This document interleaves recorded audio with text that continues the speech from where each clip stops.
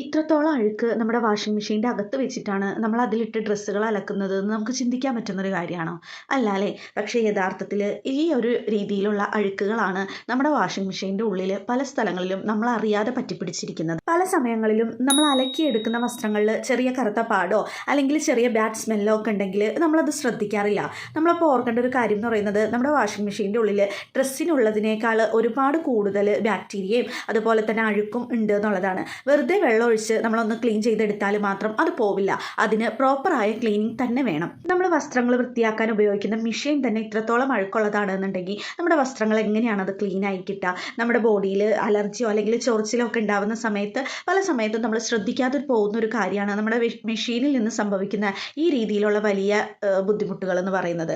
ഞാൻ യൂസ് ചെയ്യുന്നത് ഒരു സെമി ഓട്ടോമാറ്റിക് മെഷീനാണ്. അതുകൊണ്ട് തന്നെ അതിൻ്റെ ഒരു ക്ലീനിങ് ആണ് നമ്മൾ ഇപ്പോൾ കാണാൻ പോകുന്നത്. ഓട്ടോമാറ്റിക് മെഷീനുകളിൽ ഞാൻ കേട്ടിട്ടുണ്ട് ചൂടുവെള്ളമൊക്കെ വന്നിട്ടാണ് ഡ്രസ്സുകൾ ക്ലീൻ ആയി കിട്ടുക എന്നുള്ളത്. അങ്ങനെയാണോ എന്നുള്ളത് അത്തരത്തിലുള്ളവർ ഒന്ന് കമൻറ്റ് ചെയ്യണേ, അറിയാൻ വേണ്ടിയിട്ടാണ്. അപ്പോൾ കുറച്ചും കൂടി എനിക്ക് തോന്നുന്നു ഡ്രസ്സിലെ ഒരു ബാക്ടീരിയ ഒക്കെ ഈ ഒരു ചൂടുവെള്ളം വരുന്ന സമയത്ത് കുറച്ചും കൂടി ക്ലീൻ ആയി കിട്ടും എന്ന് എനിക്ക് തോന്നുന്നു. നമ്മുടെ മെഷീൻ ക്ലീൻ ചെയ്യുന്നതിന് വേണ്ടി നമ്മൾ പേസ്റ്റ് രൂപത്തിൽ ഒരു സൊല്യൂഷൻ തയ്യാറാക്കിയെടുക്കണം. അതിന് വേണ്ടിയിട്ട് കുറച്ച് ബേക്കിംഗ് സോഡയിലേക്ക് അല്പം വിനാഗിരി തൂവിയിട്ട് ഒരു ബ്രഷ് വെച്ചിട്ട് നന്നായിട്ടൊന്ന് മിക്സ് ചെയ്ത് കൊടുക്കുക.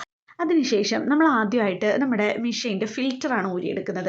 സെമി ഓട്ടോമാറ്റിക് മെഷീനുകളിൽ നിങ്ങൾക്ക് കണ്ടാൽ മനസ്സിലാകും, ഈ ഒരു രീതിയിലൊരു ഫിൽറ്റർ ഉണ്ടാവും. അതിൻ്റെ മുകളിൽ ഒരു ചെറിയ പ്രസ് ബട്ടൺ ഉണ്ട്. ആ പ്രസ് ബട്ടൺ താഴേക്ക് നീക്കി നമുക്ക് ഈ ഫിൽറ്റർ സുഖമായിട്ട് ഇങ്ങ് ഊരിയെടുക്കാം. ഒരു മാസത്തിൽ തന്നെ നമുക്ക് അത്യാവശ്യം നല്ല രീതിയിൽ അഴുക്ക് വന്നിട്ടുണ്ട്.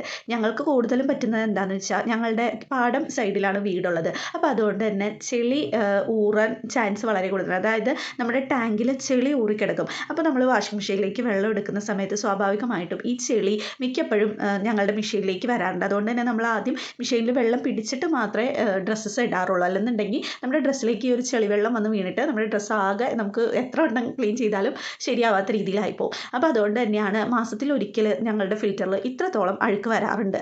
എല്ലാവർക്കും ഈ ഒരു പ്രശ്നം ഉണ്ടാവണമെന്നില്ല. പൈപ്പ് വെള്ളമൊക്കെ യൂസ് ചെയ്യുന്നവർക്ക് വേറെ രീതിയിലായിരിക്കും. അപ്പോൾ ഈ ഒരു ഫിൽറ്റർ നമ്മൾ ആ സൊല്യൂഷൻ ഒന്ന് തേച്ച് പിടിപ്പിച്ച് വെക്കണമെന്നൊന്നുമില്ല. കുറച്ച് സമയം കൂടെ തേച്ച് പിടിപ്പിച്ച ഉടനെ തന്നെ അത് നല്ല രീതിയിൽ നമുക്ക് ക്ലീൻ ആയി കിട്ടും. അതിൻ്റെ സൈഡിൽ നൂലുകൾ നിങ്ങൾക്ക് കണ്ടറിയാൻ പറ്റും. നൂലുകൾ പറ്റി പിടിച്ചിരിക്കുന്നുണ്ട്, അതുപോലെ അഴുക്കുണ്ട്. പക്ഷെ നിങ്ങൾക്ക് ഈ ക്ലീനിങ്ങിലൂടെ തന്നെ വ്യക്തമാകും എത്രത്തോളം വൃത്തിയായിട്ട് നമുക്ക് ക്ലീൻ ആയി കിട്ടും എന്നുള്ളത്. ഇത്തരത്തിൽ ചെളികൾ ഒന്ന് ആലോചിച്ച് നോക്കും. നമ്മുടെ ഡ്രസ്സിൻ്റെ അകത്ത് ഇരിക്കുകയാണെന്നുണ്ടെങ്കിൽ ആ ഡ്രസ്സ് ഈ അഴുക്കുള്ള ഫിൽറ്റർ വെച്ചിട്ടാണ് നമ്മൾ വീണ്ടും വീണ്ടും വീണ്ടും അലക്കിക്കൊണ്ടിരിക്കുന്നത്. അപ്പോൾ നമ്മുടെ ഡ്രസ്സിലെ ചെളി എന്ന് പറയുന്നത് എങ്ങനെയാണ് നല്ല രീതിയിൽ ക്ലീൻ ആയി കിട്ടുക എന്നുള്ളത് അറിയില്ല.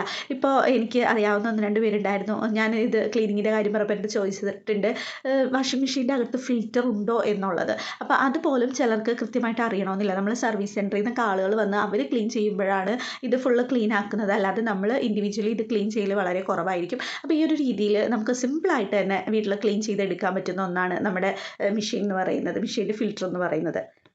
അടുത്തതായിട്ട് നമുക്ക് നമ്മുടെ മെഷീൻ്റെ ബോഡി പാർട്ട് ഒന്ന് നന്നായിട്ട് ക്ലീൻ ചെയ്ത് കൊടുക്കാം.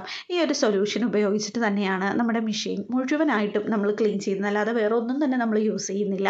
അപ്പോൾ ഈ ഒരു സൊല്യൂഷൻ ഉപയോഗിച്ച് ഈ ഒരു ബട്ടണുകളുടെ ഇടയിലും അതുപോലെ തന്നെ നമ്മൾ വാഷിലേക്കും ഡ്രെയിനിലേക്കും വെള്ളം നീക്കി വെക്കുന്ന അതിൻ്റെ ഒരു ബട്ടൻ്റെ അകത്തൊക്കെ നല്ല രീതിയിൽ ചെളി ആയിട്ടുണ്ടാവാൻ ചാൻസ് ഉണ്ട്. അപ്പോൾ അതൊക്കെ നല്ല രീതിയിലൊന്ന് ക്ലീൻ ചെയ്ത് കൊടുക്കുക. ഈ ഒരു സെമി ഓട്ടോമാറ്റിക് മെഷീൻ ആയതുകൊണ്ടാണ് ഞാൻ ഇത്രയും ധൈര്യമായിട്ട് ആ ബട്ടൻ്റെയൊക്കെ മുകളിലൂടെയും മെഷീൻ്റെ മുകളിലൂടെയൊക്കെ ഈ വെള്ളം ഒഴിക്കുന്നത്. ഓട്ടോമാറ്റിക് മെഷീനുകളിൽ ഒരിക്കലും ഈ ഒരു രീതിയിൽ ബട്ടണിൻ്റെ മുകളിലൂടെ ഒന്നും നിങ്ങൾ വെള്ളം ഒഴിക്കരുത്. അതിന് അതിൻ്റേതായ ക്ലീനിങ് രീതികൾ വേറെ ഉണ്ട്. എനിക്കത് അത്രത്തോളം അറിയില്ല. അപ്പോൾ അതുകൊണ്ടാണ് ഞാൻ ഈ ഒരു വീഡിയോയിൽ അതിനെക്കുറിച്ച് ഒന്നും തന്നെ പറയാത്തത്.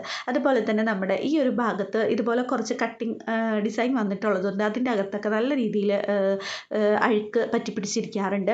അപ്പോൾ അതും ഞാനൊന്ന് ക്ലീൻ ചെയ്ത് കൊടുക്കുകയാണ്. ഒന്നാമത്തെ ഇത് നമ്മുടെ വർക്ക് ഏരിയയിലാണ് ഇരിക്കുന്നത്. അപ്പോൾ സൈഡിൽ റോഡ് കൂടി ആയതുകൊണ്ട് നല്ല രീതിയിൽ പൊടി പാറി കയറാറുണ്ട്. അപ്പോൾ അതുകൊണ്ടാണ് കൂടുതലും ഈ ഒരു രീതിയിൽ പെട്ടെന്ന് നമുക്ക് അഴുക്കുകൾ വന്നു കൂടുന്നത്.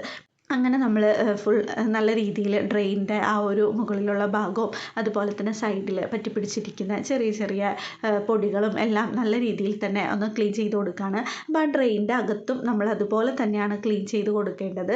ഒരുപാട് മോട്ടറിലേക്ക് വെള്ളം ഇറങ്ങാതെ വളരെ നൈസായിട്ട് ഈ ഒരു സൊല്യൂഷൻ വെച്ചിട്ട് തന്നെ നല്ല രീതിയിൽ ആ ഒരു അകത്തെ ഭാഗവും ക്ലീൻ ചെയ്യുക. ക്ലീനിങ് കഴിയുമ്പോൾ നമുക്ക് കിട്ടുന്നൊരു സാറ്റിസ്ഫാക്ഷൻ എന്ന് പറയുന്നത് ഭയങ്കര വലുതാണ് കേട്ടോ. കാരണം എന്താണെന്ന് വെച്ചാൽ നമ്മൾ ക്ലീനിങ്ങിന് ഇതിന് മുൻപ് കണ്ടൊരു മെഷീനേ ആവില്ല. പിറ്റേ ദിവസമൊക്കെ നമ്മൾ ഡ്രസ്സ് ഇടുന്ന സമയത്ത് നമുക്ക് ഭയങ്കര സന്തോഷമായിരിക്കും. കാരണം മെഷീൻ ഒട്ടും തന്നെ അഴുക്കില്ല. അപ്പോൾ നമുക്ക് ആ ഒരു സമാധാനത്തോടും സന്തോഷത്തോടും കൂടിയിട്ട് ക്ലീൻ ചെയ്യാനായിട്ട് പറ്റും. ഇപ്പോൾ ഫിൽറ്റർ നമ്മൾ അഴിച്ച ഭാഗമാണ് ഇപ്പോൾ ക്ലീൻ ചെയ്യുന്നത്. അത് നോക്കുമ്പോൾ നമുക്ക് മനസ്സിലാകും അതിൽ ഒരുവിധം അഴുക്കുകൾ വന്ന് പറ്റിപ്പിടിച്ചിരിക്കുന്നുണ്ട്. അപ്പോൾ അതും കൂടി ക്ലീൻ ചെയ്താൽ മാത്രമേ നമുക്ക് അവിടെ ഫിൽറ്റർ വയ്ക്കാനായിട്ട് പറ്റുള്ളൂ.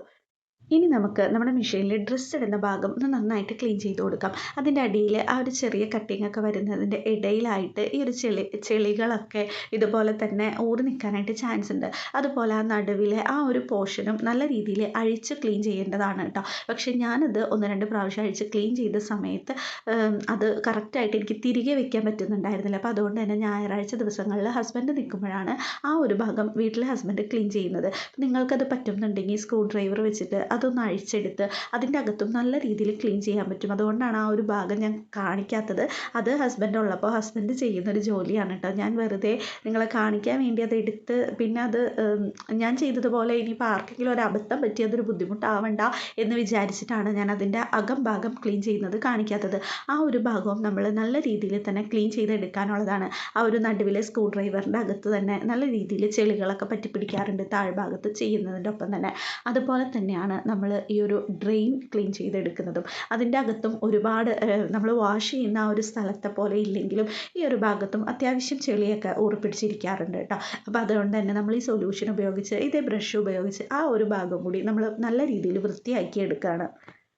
ഈ ഒരു രീതിയിൽ നമ്മുടെ മെഷീൻ അത്യാവശ്യം നല്ല ഭംഗിയായിട്ട് തന്നെ ക്ലീൻ ചെയ്തിട്ടുണ്ട് കേട്ടോ. ഇപ്പോൾ നിങ്ങൾക്ക് നോക്കിയാൽ കാണാം ആ ഫിൽറ്റർ എന്ത് ഭംഗിയായിട്ടാണ് നമ്മൾ ക്ലീൻ ചെയ്തിട്ടുള്ളത് എന്ന്. അപ്പോൾ ആ ഫിൽറ്റർ നമ്മൾ എടുത്തതുപോലെ തന്നെ തിരികെ വെക്കുകയും അതുപോലെ തന്നെ നമ്മുടെ മെഷീൻ്റെ അകമൊക്കെ ഒന്ന് നോക്കും എന്ത് ഭംഗിയായിട്ട് നമുക്ക് കാണുമ്പോൾ തന്നെ മനസ്സിനൊരു സന്തോഷം കിട്ടും. ആ ഒരു രീതിയിലാണ് കേട്ടോ ക്ലീൻ ചെയ്തെടുക്കുന്നത്.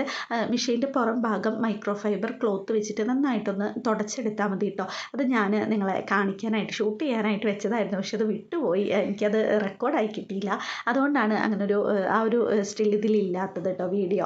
അപ്പോൾ ഇത് നമുക്ക് നല്ല രീതിയിൽ വീട്ടിൽ എളുപ്പത്തിൽ തന്നെ നമുക്ക് ഒരാളുടെ സഹായം ഇല്ലാതെ വാഷിംഗ് മെഷീൻ ക്ലീൻ ചെയ്തെടുക്കാൻ പറ്റും. അപ്പോൾ ഈ വീഡിയോ എന്തായാലും നിങ്ങൾക്ക് എല്ലാവർക്കും ഒരുപാടധികം യൂസ്ഫുള്ളായി എന്ന് ഞാൻ വിശ്വസിക്കുന്നു. ഈ ഒരു രീതിയിൽ എല്ലാവരും വീട്ടിൽ തന്നെ ക്ലീൻ ചെയ്യാനായിട്ട് ശ്രദ്ധിക്കുക. എന്തെങ്കിലും സംശയങ്ങളുണ്ടെങ്കിൽ നിങ്ങൾ കമൻറ്റ് ബോക്സിൽ ചോദിച്ചാൽ ഞാനതിന് റിപ്ലൈ തരാം കേട്ടോ. അപ്പോൾ വീഡിയോ എല്ലാവർക്കും ഇഷ്ടമായി എന്ന് വിചാരിക്കുന്നു. സബ്സ്ക്രൈബ് ചെയ്ത് സപ്പോർട്ട് ചെയ്യണേ. പുതിയ വീഡിയോസ് ആയിട്ട് വീണ്ടും കാണാം. Stay tuned. Bye bye.